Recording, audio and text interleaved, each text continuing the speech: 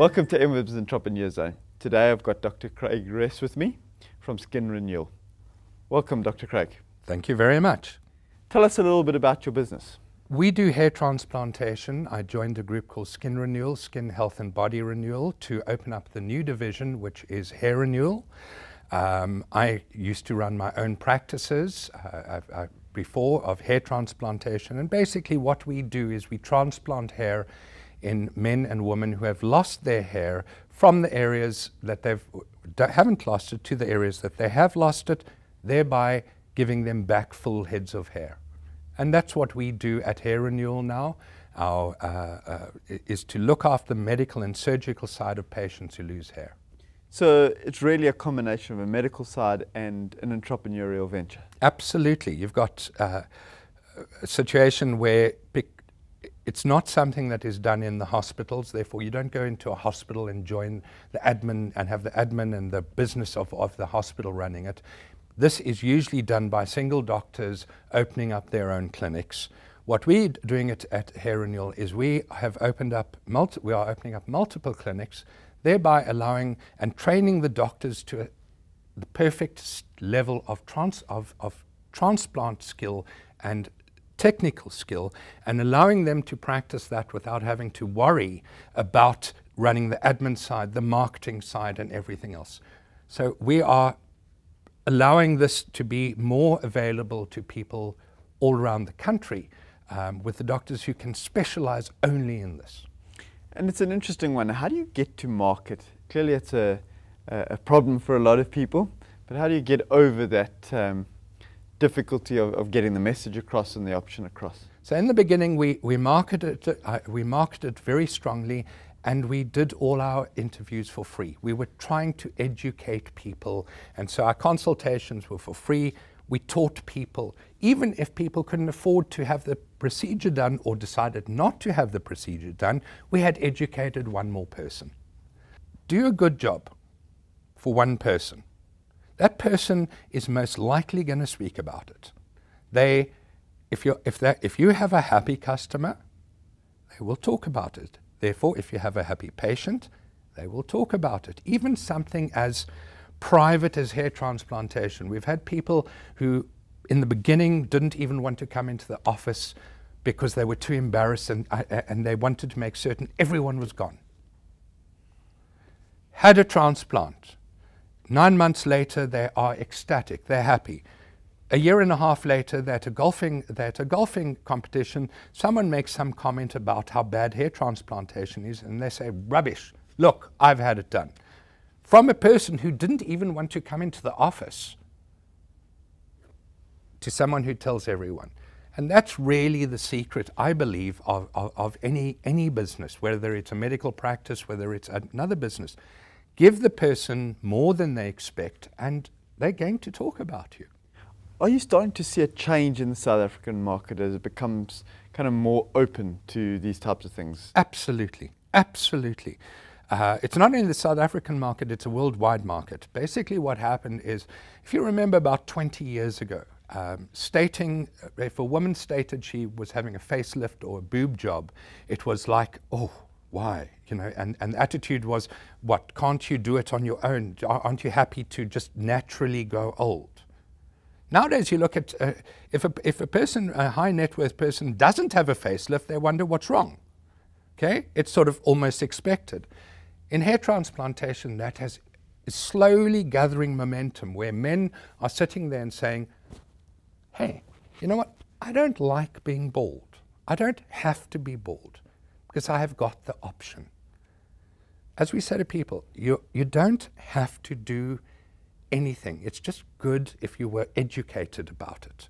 And then you can make an educated decision and say, I want to do this. So what has happened in the last 20 years in South Africa, from a very low base, okay, it has come up and grown, and we have educated more and more people, not only because of us, but because of international people doing things and coming out, Wayne Rooney, the soccer player, etc. Tell us a bit more about the business model. What we are going to do is with Hair Renewal is we are going to be putting in All our doctors are going to be trained to the same standard.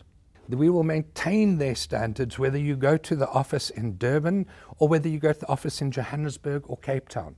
Those standards will be maintained throughout. So you know that when you go to a hair renewal practice, you are going to see a person who specializes in hair renewal. At Hair Renewal, we let the doctors do what they are good at. They're going to be doing the transplantation. The Renewal Institute, Skin, Body Health and Hair Renewal will be doing the marketing, will be doing the maintaining of the practices and maintaining it to the perfect and top standards available worldwide. Craig, how do you select the people that you're going to work with? Because obviously that's really critical to your business. I've always believed and always will believe that passion to give the best is incredibly important. You can hire anyone to do anything. You might then have to whip them to do it, and there are others you might have, you sit back and they do it all on their own. And then you get a small bunch of people who not only do it, but they're excited about it, and they look forward to doing what they're doing. They arrive at work looking forward to what to achieving something and being proud of what they've achieved. And that's the person we look for. A person who wants to go the extra mile. And what do you do when something goes wrong and someone's unhappy with the results? Because you're dealing with the human body, not a machine where you can absolutely pick out things, that's wrong, change it, and it works. There is sometimes something doesn't work absolutely perfectly. That's when you're going to overdrive and you do what is necessary to make that patient happy. I must say that we have had, luckily, and I say luckily because in medicine you can throw as much skill as you wanted it, there's still going to be an element of luck. We have over 99% success rate of all patients being happy with the results they got. That 1%, some of that 1% have been my best referrals, however, because that 1%, when they were unhappy, they came back, they told us what they were unhappy about, we corrected it. And that's, again, surprise them, give them more than they expect. How big is the market? How many people does it affect? Billions. We're talking about a market that basically, if you have to take it, more than 10% of women and more than 70% of men will suffer from hair loss that bothers them during their lifetime. It's huge. We've obviously, you mentioned earlier Wayne Rooney, and there's some other famous people that have had these type of procedures and looked at other solutions. Jacques Cullis is very famous in South Africa. Jacques Cullis is well known. He came out after his series in Dubai, suddenly with a full head of hair. It was very exciting. I know at that time we had people rushing in saying, I want what Jacques Cullis has. They got a bit surprised when I told them Jacques Cullis has a hairpiece, a wig, a CERS, whatever you want to call it. It's done by the group called Advanced Hair. For people who are completely bald and no other options, it's a fantastic option. I wish he'd given us the chance because hair transplantation would have given him what he wanted without. The problem with this netting, basically what he's got is he's got netting with the hairs put into the netting, and that netting is then stuck onto the top of the head using super glue. Wonderful. But unfortunately, super glue, by the way, it is super glue because that's a biological agent. The problem is you have to take it off and clean it every month to 6 weeks because the skin is slowly growing off and sloughing off underneath it. And if you've got any hair left, if you've got a lot of, that hair will start growing out, and where does it go? So it's a high maintenance option, which is absolutely, you can use it if it's what you want, but as long as you understand the option that you've got. Hair transplantation, your own hair, growing, you've got to cut it. If you don't cut it, it'll grow long. If you don't wash it, it'll be dirty, but you don't worry about it after it's done. When you wear a wig, You've got to worry about it coming off. If it's being stuck on with permanent glue, you've got to take it off, clean it, and stick it back on a regular basis. Because it's not your own hair, it's not regenerating, you've got to buy new wigs on a regular basis. All absolutely understandable, and if that's the route you choose, fantastic. But again, as I say, educate yourself so that you know all the options. And once you know all the options, then you make a decision. How do you, I mean, in the South African context or in the African context or in fact anywhere, is it an accessible product in terms of price for the market? Unfortunately, because as a surgical procedure, unfortunately, it is very expensive. It's expensive because of the technology used, which most of it is imported, and then also because of the fact that it's a very long, it can be a long procedure, and it's not covered by medical aids. That's the one problem. It's considered cosmetic, and so it's accessibility is basic. You're talking anything from 20 to 40,000 Rand per procedure.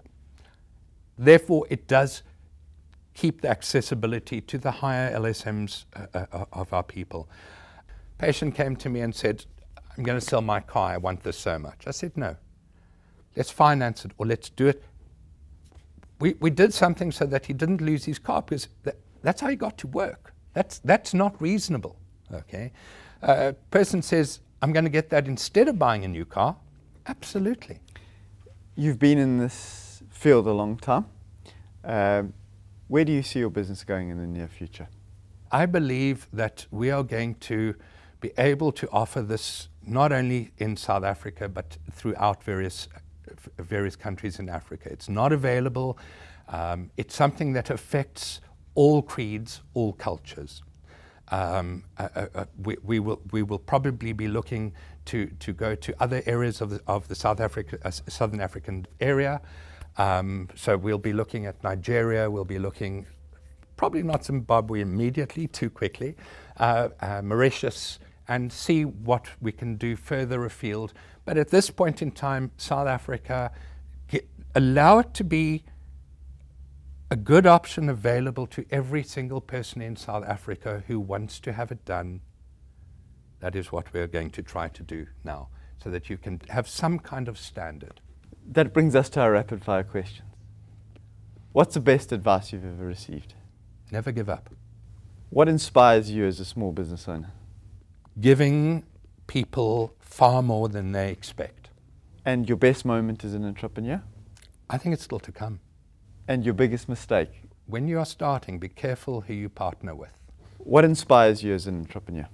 I love giving people brilliance, giving them more. And what does an entrepreneur need to succeed? Passion, massive amounts of passion and dedication and stubbornness. What do you look for in people that you work with? To have the same kind of passion, dedication and stubbornness to also want to give more. What would you do differently? I would have vetted my partners better. What makes South Africa a good place to be a small business owner? There are so many opportunities. It's still, as I say, the wild west of business. What keeps you awake at night? That small percentage of people who are not going to be happy to start off with. And what gets you going in the morning? Knowing that I'm going to make them ecstatic afterwards. Thank you very much for your time. Thank you so much, Paul.